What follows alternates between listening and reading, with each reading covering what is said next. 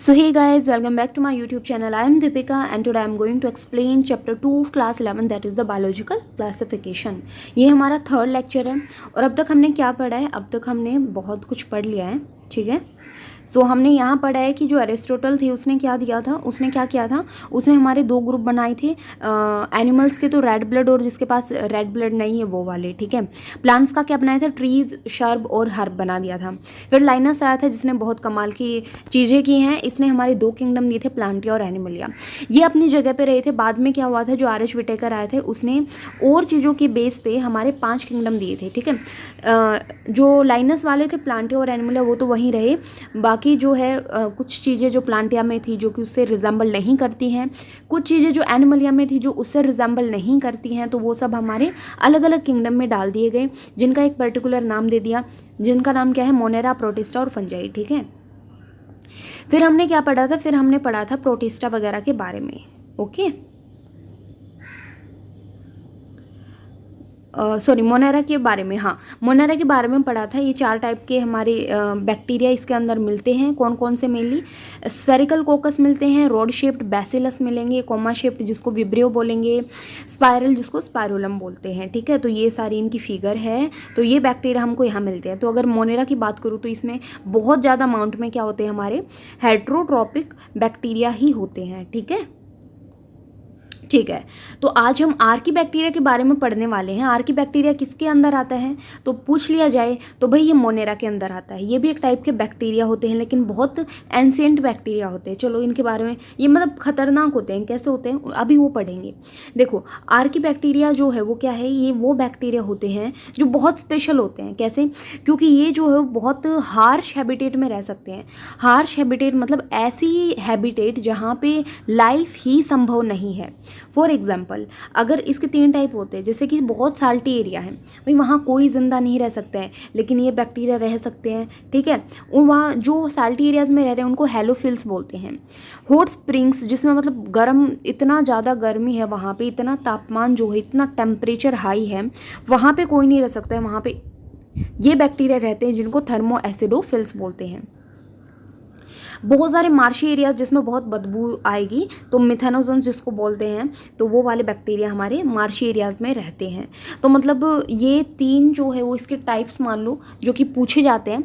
तो नीट में क्वेश्चन आया था कि साल्टी एरियाज में रहने वाले, मतलब इधर ये वाली चीज़ें लिख दी, salty area, hot spring, marshy area, उधर क्या लिख दिया, ये मैच करना था तुम लोगों को, हेलोफिल्स, थर्मोएसिडोफिल्स, मिथेनोजन्स, तो ऐसे ऐसे मैच करना था, तो ये याद रखना, ओके। अब यहाँ पे एक बहुत कमाल की बात आती है कि जो आर्की बैक्टीरिया है वो अलग बैक्टीरिया से ना थोड़ा सा डिफरेंट होता है। कैसे? भाई इसकी ना कुछ सेल वॉल, जो इसके बाहर की जो सेल वॉल है उसकी स्ट्रक्चर थोड़ी सी डिफरेंट होती है बाकी बैक्टीरिया से, ठीक है। मतलब हार्ड होती है, कुछ ऐसी होती है कि जो इस एक्सट्रीम कंडीशन में इनको जिंदा रहने की शक्ति देता है, ठीक है। यही रिस्पॉन्सिबल होता है, यही रीज़न है कि ये इतनी एक्सट्रीम कंडीशन में जो है वो रह लेते हैं। मिथेनोजन्स जो होते हैं वो कहाँ मिलते हैं, तो वो हमारे कुछ रूमिनेंट एनिमल्स होते हैं जिनको हम घरों में पालते हैं, जैसे काउज हो गए, बफेलोज हो गए, तो उनके गट्स में हमको ये देखने को मिलेंगे। एंड दे आर रिस्पॉन्सिबल, और ये मीथेन गैस जो है, बायोगैस, उसकी प्रोडक्शन के लिए रिस्पॉन्सिबल होते हैं, ठीक है। जब एनिमल्स का जो डंक होता है उससे हमारी जो बदबू आती है ना, वो इन्हीं की वजह से आती है। चलो भाई, तो आर्की बैक्टीरिया में 2-3 बहुत इंपॉर्टेंट रोल थे। 2-3 लाइन्स इसके अंदर पर्टिकुलर ही 2-3 लाइन है, और ये सारी की सारी 1 to 1 लाइन जो मैं बोल रही हूँ ना, वो सारी इंपॉर्टेंट है, ठीक है। तो आर्की बैक्टीरिया का बिल्कुल मत छोड़ना। अभी हम आएंगे यू बैक्टीरिया पे। अब देखो, यू मतलब ट्रू, ठीक है। तो यू मतलब ट्रू, बैक्टीरिया मतलब बैक्टीरिया, तो यू का बैक्टीरिया का मतलब क्या होगा, ट्रू बैक्टीरिया। सो यहाँ पे बहुत सारे thousands of different you bacteria होते हैं।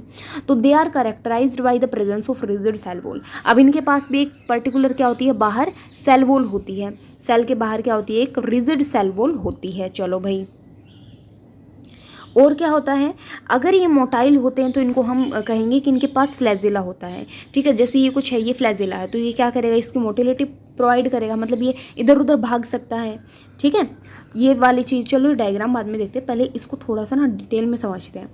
तो ये हमारी बात होगी। फिर कह रहे हैं कि इसके अंदर आते हैं साइनोबैक्टीरिया। अब तुमको ना पर्टिकुलर नीट क्या पूछता है, तुम इधर आके कंफ्यूज मत हो जाना, क्योंकि ये चीज़ें याद नहीं रहती। मैं कहूँगी कि साइनोबैक्टीरिया मोनेरा के अंदर आता है या किसके अंदर आएगा, तो तुम कहोगे यू बैक्टीरिया किसके अंदर था, मोनेरा के अंदर, ठीक है। तो साइनोबैक्टीरिया पर्टिकुलर किसके अंदर आता है, मोनेरा के अंदर आता है। ओके तो साइनोबैक्टीरिया जो है वो हमारा पहले ग्रीन प्लांट्स की तरह रिजेंबल करता था, ठीक है। तो वो अभी हमने इसके अंदर इन्वॉल्व कर रखा है मोनेरा के अंदर। ये क्या होते हैं, ये ना ब्लू ग्रीन एल्गी होती है, इनका नाम दूसरा क्या है साइनोबैक्टीरिया का, ब्लू ग्रीन एल्गी। क्यों, क्योंकि इनके पास ना क्लोरोफिल ए होता है, बिल्कुल जो ग्रीन प्लांट्स की तरह होता है, और ये अपना खाना खुद बनाती हैं। तो ये क्या होती है, फोटोसिंथेटिक ऑटोट्रॉप्स, मतलब ये सनलाइट की हेल्प से अपना खाना बना सकती हैं, ठीक है। अब साइनोबैक्टीरिया के बारे में कुछ इंपॉर्टेंट पॉइंट्स पढ़ लो। ये यूनिसेलर होती है, मतलब इनके अंदर सेल प्रेजेंट होती है, जो कि यूनिसेलर मतलब सिंगल सेल होती है, ठीक है। ये कॉलोनीज में रह सकते हैं, मतलब बहुत सारी ऐसे कॉलोनीज में रह सकती हैं। ये फिलामेंटस वाली जो है हमारी पोर्शन उसमें रह सकते हैं, ये फ्रेश वाटर में भी रह सकते हैं या मराइन में, और ये टेरेस्ट्रियल एल्गी भी हो सकती हैं, ठीक है। क्या कह रहे हैं कि ये पानी में भी रह सकते हैं और ये धरती पे भी रह सकती हैं, ठीक है। तो the colonies are generally surrounded by gelatinous sheath. तो इसमें क्या होता है, ये एक टाइप से कॉलोनी बना लेते हैं, और उस कॉलोनी को हम क्या बोलते हैं, उस कॉलोनी के बाहर क्या होगा भाई, तो उस कॉलोनी के बाहर एक शीथ होती है जिसको जेलेटिनियस शीथ बोलते हैं। जैसे यहाँ तुम देख रहे हो ना म्यूकोलेजिनियस शीथ, ये एक कॉलोनी है, उसके बाहर जो है ये इस तरीके से एक लेयर सी बन जाती है जिसको म्यूकोलेजिनस शीथ बोलते हैं, जेलेटिनियस शीथ बोलते हैं, ठीक है। अगर आपने कभी देखा होगा वाटर बॉडीज में जो पॉल्यूटेड हो जाएंगी, क्यों, क्योंकि वहाँ पे एल्गल ब्लूम बन जाता है, मतलब बहुत सारी एल्गी इकट्ठा हो जाती है, ठीक है। और वो ब्लूम मतलब कि वहाँ पे अगर आप पत्थर मारोगे ना, वो पत्थर अंदर नहीं जाएगा एकदम से, क्यों, क्योंकि वहाँ में जकड़े होते हैं, वो एक साथ कॉलोनी बन के बैठे हुए होते हैं, ठीक है। तो इस तरीके की हम कहेंगे, मतलब हल्का सा पत्थर कह रही हूँ, कहीं तुम ईंटा फेंक के मारो, ठीक है, ठीक है। तो फिर ना ये चीज़ें हो जाएंगी कि भाई ये ब्लूम्स बना लेते हैं पॉल्यूटेड वाटर बॉडीज़ में। अच्छा, कुछ ऑर्गेनिजम्स जो हैं वो क्या करते हैं, वो नाइट्रोजन फिक्सेशन करते हैं, एटमॉस्फेयर की जो नाइट्रोजन है उसको फिक्स करते हैं कुछ स्पेशल सेल्स में। तो इनके पास कुछ स्पेशल सेल्स भी होती है, जैसे कि अगर मैं बताऊँ तो यहाँ पर आप देख सकते हो, तो ये क्या है, हेट्रोसिस्ट। उस स्पेशल सेल को हम हेट्रोसिस्ट बोलते हैं। ये क्या काम करती हैं, नाइट्रोजन फिक्सेशन का काम करती हैं, याद रख लेना, ठीक है। एग्जाम्पल क्या है, नोस्ट्रोकोरैनाबिया।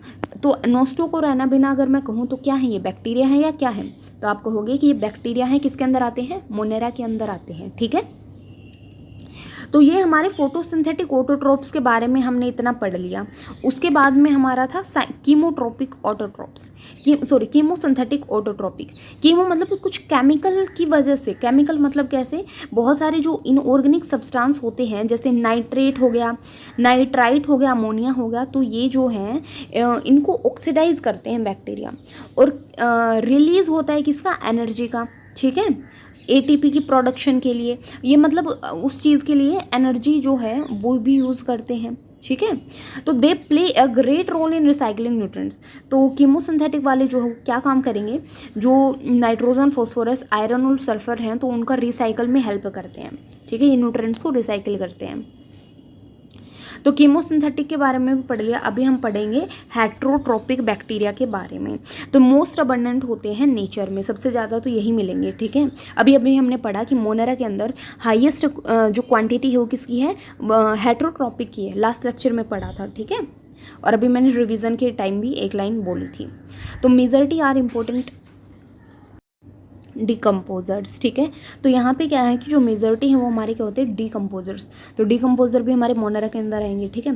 तो बहुत सारे ऐसे हैं जो हमारे ह्यूमन अफेयर्स पे क्या करते हैं, सिग्निफिकेंट इम्पैक्ट करते हैं। कैसे, जैसे ये क्या क्या कहाँ कहाँ होते हैं, देखो ये हेल्प करते हैं मिल्क से कर्ड बनाने में, जो लैक्टोबैसिलस होता है ना वो आएगा इसमें, ठीक है। एंटीबायोटिक्स बनाने के लिए भी हम इन बैक्टीरिया का यूज़ करते हैं।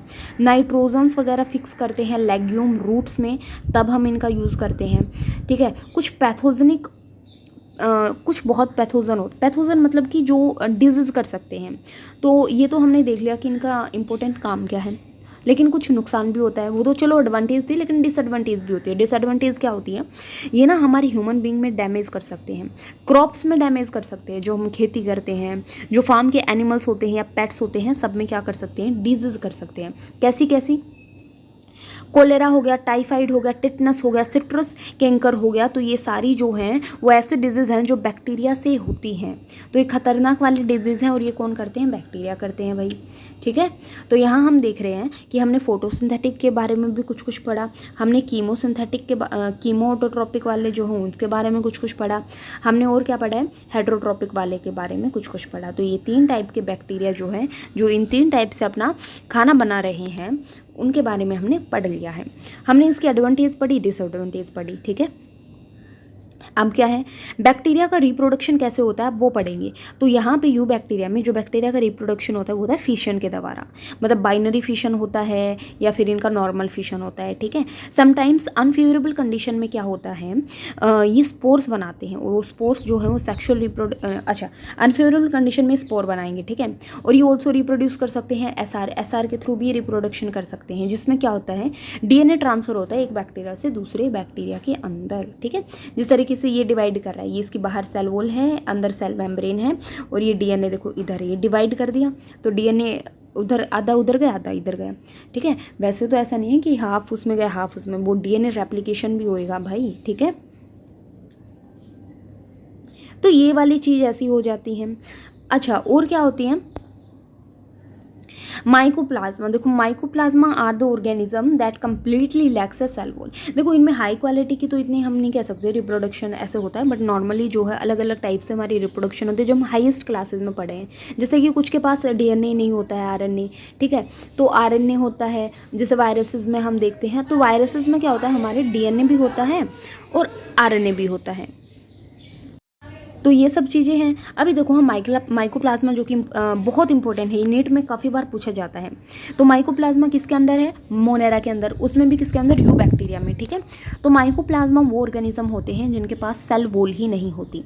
इनको ये एक्सेप्शन है, याद रखना है। सेल वॉल नहीं होती और सबसे स्मॉलेस्ट लिविंग सेल होते हैं और ये सर्वाइव कर सकते हैं विदाउट ऑक्सीजन। देखो कितनी और इम्पोर्टेंट बात, ना तो इसके पास सेल वॉल होती और ये विदाउट ऑक्सीजन भी सर्वाइव कर सकता है। और बहुत सारे माइकोप्लाज्मा भाई वो पैथोजेनिक भी होते हैं एनिमल्स और प्लांट्स के लिए, ये भी याद रखना। ठीक है, तो हमने क्या पढ़ा है, हमने आर की बैक्टीरिया पढ़ा है, इसमें 2 लाइन है, वही मेन है। यू बैक्टीरिया में हमने शुरू में पढ़ा है कि साइनोबैक्टीरिया, जो कि यू बैक्टीरिया के एग्जाम्पल है, मतलब मोनेरा का एग्जाम्पल है, उसके बारे में पढ़ा है। फोटोसिंथेटिक ऑटोट्रोप्स के बारे में हमने इसके अंदर और क्या क्या पढ़ी, हेट्रोसिस्ट होती है किसके पास, नोस्ट्रोकैना बिना, ये सब पढ़े। फिर हमने कीमोसिंथेटिक ऑटोट्रोपिक के बारे में पढ़ा। ठीक है, ये कौन कौन से सब्सटेंस यूज़ करते हैं और क्या इनका काम है, जो नाइट्रोजन, फॉस्फोरस, आयरन, सल्फर की रिसाइकिल में हेल्प करते हैं। फिर हेट्रोट्रोपिक बैक्टीरिया के बारे में पढ़ा, जो कि डिकम्पोजर्स होते हैं।